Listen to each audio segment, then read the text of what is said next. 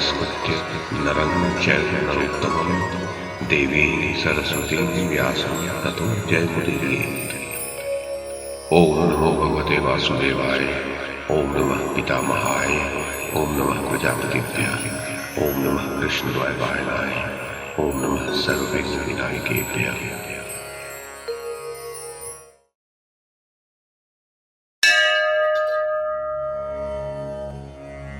संजय ने कहा, महाराज धृतराष्ट्र, श्री भगवान बोले, मैंने इस अविनाशी योग को सूर्य से कहा था। सूर्य ने अपने पुत्र वैवस्वत मनु से कहा और मनु ने अपने पुत्र राजा इक्ष्वाकु से कहा। हे परंतप अर्जुन, इस प्रकार परंपरा से प्राप्त इस योग को राजर्षियों ने जाना, किंतु उसके बाद यह योग बहुत काल से इस पृथ्वी लोक से लुप्त प्राय हो गया था। तू मेरा भक्त और प्रिय सखा है, इसी कारण से वही पुरातन योग आज मैंने तुझको कहा है, क्योंकि ये बड़ा ही उत्तम रहस्य है, अर्थात गुप्त रखने योग्य विषय है। महाराज, अर्जुन बोले, आपका जन्म तो अर्वाचीन है और सूर्य का जन्म बहुत पुराना है, कल्प के आदि में हो चुका था। तब मैं इस बात को कैसे समझूं कि आप ही ने कल्प के आदि में सूर्य से यह योग कहा था। महाराज, श्री भगवान ने कहा, हे परंतप अर्जुन, मेरे और तेरे बहुत से जन्म हो चुके हैं, उन सबको तू नहीं जानता, किंतु मैं जानता हूं। मैं अजन्मा और अविनाशी स्वरूप होते हुए भी तथा समस्त प्राणियों का ईश्वर होते हुए भी अपनी प्रकृति को अधीन करके अपनी योग माया से प्रकट होता हूं। हे भारत, जब जब धर्म की हानि और अधर्म की वृद्धि होती है, तब तब मैं अपने रूप को रचता हूं, अर्थात साकार रूप से लोगों के सम्मुख प्रकट होता हूं। साधु पुरुषों का उद्धार करने के लिए, पाप कर्म करने वालों का विनाश करने के लिए और धर्म की अच्छी प्रकार से स्थापना करने के लिए मैं युग युग में प्रकट हुआ करता हूँ। अर्जुन, मेरे जन्म और कर्म दिव्य अर्थात निर्मल और अलौकिक है। इस प्रकार जो मनुष्य तत्व से जान लेता है, वह शरीर को त्याग कर फिर जन्म को प्राप्त नहीं होता, अपितु मुझे ही प्राप्त होता है।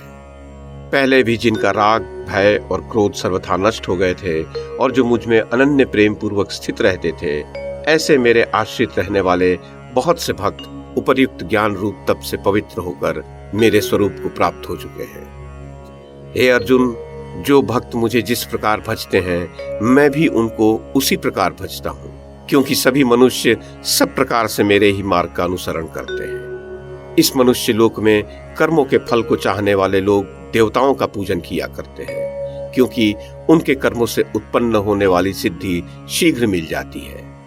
ब्राह्मण, क्षत्रिय, वैश्य और शूद्र, इन चार वर्णों का समूह गुण और कर्मों के विभाग पूर्वक मेरे द्वारा रचा गया है। इस प्रकार इस सृष्टि रचना आदि कर्म का कर्ता होने पर भी मुझ अविनाशी परमेश्वर को तू वास्तव में अकर्ता ही जान। कर्मों के फल में मेरी स्पृहा नहीं है, अतः मुझे कर्म लिप्त नहीं करते।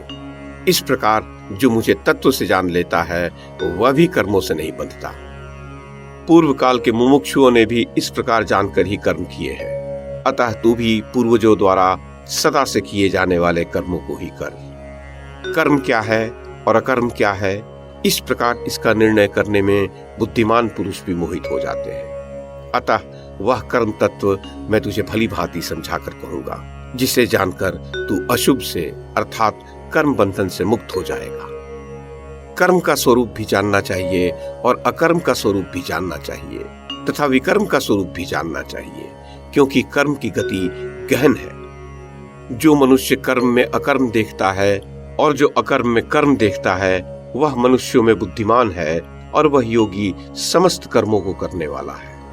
जिसके संपूर्ण शास्त्र सम्मत कर्म बिना कामना और संकल्प के होते हैं तथा जिसके समस्त कर्म ज्ञान रूप अग्नि के द्वारा भस्म हो गए हैं, उस महापुरुष को ज्ञानी जन भी पंडित कहते हैं। जो पुरुष समस्त कर्मों में और उनके फलों में आसक्ति का सर्वथा त्याग करके संसार के आश्रय से रहित हो गया है और परमात्मा में नित्य तृप्त है, वह कर्मों में भली भांति बरतता हुआ भी वास्तव में कुछ भी नहीं करता।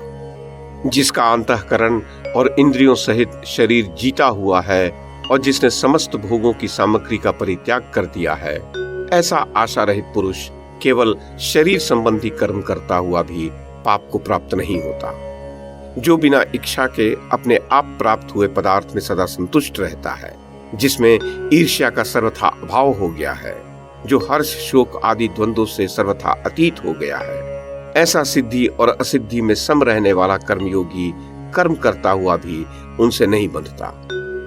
जिसकी आसक्ति सर्वथा नष्ट हो गई है, जो देहाभिमान और ममता से रहित हो गया है, जिसका चित्त निरंतर परमात्मा के ज्ञान में स्थित रहता है, ऐसे केवल यज्ञ संपादन के लिए कर्म करने वाले मनुष्य के संपूर्ण कर्म भली भांति विलीन हो जाते हैं। जिस यज्ञ में अर्पण अर्थात श्रुआ आदि भी ब्रह्म है और हवन किए जाने योग्य द्रव्य भी ब्रह्म है तथा ब्रह्म रूप कर्ता के द्वारा ब्रह्म रूप अग्नि में आहुति देना रूप क्रिया भी ब्रह्म है, उस ब्रह्म कर्म में स्थित रहने वाले योगी द्वारा प्राप्त किए जाने योग्य फल भी ब्रह्म ही है। दूसरे योगी जन देवताओं के पूजन रूप यज्ञ का ही भली भांति अनुष्ठान किया करते हैं और अन्य योगी जन पर ब्रह्म परमात्म रूप अग्नि में अभेद दर्शन रूप यज्ञ के द्वारा ही आत्म रूप यज्ञ का हवन किया करते हैं। अन्य योगी जन श्रोत्र आदि समस्त इंद्रियों को संयम रूप अग्नियों में हवन किया करते हैं और दूसरे योगी लोग शब्द आदि समस्त विषयों को इंद्रिय रूप अग्नियों में हवन किया करते हैं। दूसरे योगी जन इंद्रियों की संपूर्ण क्रियाओं को और प्राणों की समस्त क्रियाओं को ज्ञान से प्रकाशित आत्म संयम योग रूप अग्नि में हवन किया करते हैं। कई पुरुष द्रव्य संबंधी यज्ञ करने वाले होते हैं, कितने ही तपस्या रूप यज्ञ करने वाले होते हैं तथा दूसरे कितने ही योग रूप यज्ञ करने वाले होते हैं और कितने ही अहिंसा आदि तीक्ष्ण व्रतों से युक्त यत्नशील पुरुष स्वाध्याय रूप ज्ञान यज्ञ करने वाले होते हैं। दूसरे कितने ही योगी जन अपान वायु में प्राण वायु को हवन करते हैं, वैसे ही अन्य योगी जन प्राण वायु में अपान वायु को हवन करते हैं तथा अन्य कितने ही नियमित आहार करने वाले प्राणायाम परायण पुरुष प्राण और अपान की गति को रोककर प्राणों को प्राणों में ही हवन किया करते हैं। ये सभी साधक यज्ञों द्वारा पापों का नाश कर देने वाले और यज्ञों को जानने वाले हैं। हे कुरुश्रेष्ठ अर्जुन, यज्ञ से बचे हुए अमृत का अनुभव करने वाले योगी जन सनातन पर ब्रह्म परमात्मा को प्राप्त होते हैं और यज्ञ न करने वाले पुरुष के लिए तो यह मनुष्य लोक भी सुखदायक नहीं है, फिर परलोक कैसे सुखदायक हो सकता है। इसी भांति और भी बहुत प्रकार के यज्ञ वेद की वाणी में विस्तार से कहे गए हैं। उन सबको तू मन, इंद्रिय और शरीर की क्रिया द्वारा संपन्न होने वाले जान। इस प्रकार तत्व से जानकर उनके अनुष्ठान द्वारा तू कर्म बंधन से सर्वथा मुक्त हो जाएगा। हे परंतप अर्जुन, द्रव्य में यज्ञ की अपेक्षा ज्ञान यज्ञ श्रेष्ठकर है तथा यावन मात्र संपूर्ण कर्म ज्ञान में समाप्त हो जाते हैं। उस ज्ञान को तू तत्वदर्शी ज्ञानियों के पास जाकर समझ, उनको भली भांति दंडवत प्रणाम करने से, उनकी सेवा करने से और कपट छोड़कर सरलता पूर्वक प्रश्न करने से वे परम तत्व को भली भांति जानने वाले ज्ञानी महात्मा तुझे उस तत्व ज्ञान का उपदेश करेंगे, जिसको जानकर फिर तू इस प्रकार मोह को नहीं प्राप्त होगा।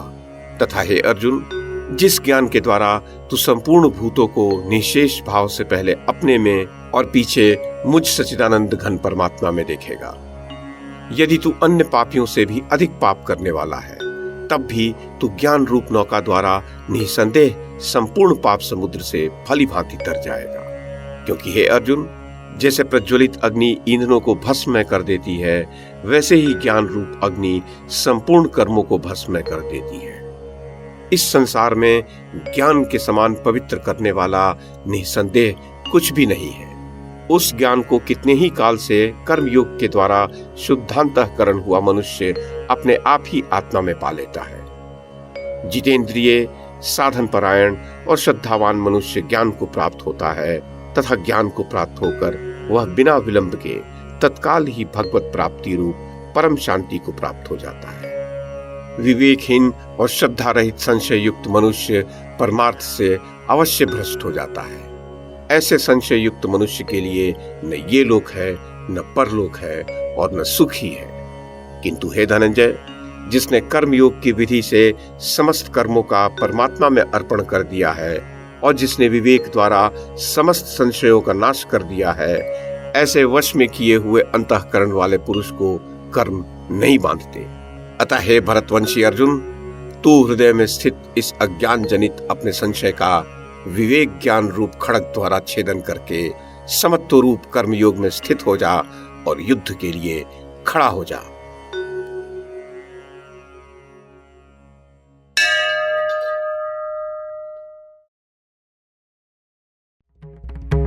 YouTube के माध्यम से महाभारत की कथा को एक श्रृंखला के रूप में प्रस्तुत करने का हमारा यह प्रयास यदि आपको सराहनीय लगा हो तो कृपया इस कड़ी को लाइक और शेयर करें, चैनल को सब्सक्राइब करें और बेल आइकन को दबाएं। साथ में अन्य लोगों को भी देखने के लिए प्रेरित करें। धन्यवाद और नमस्कार।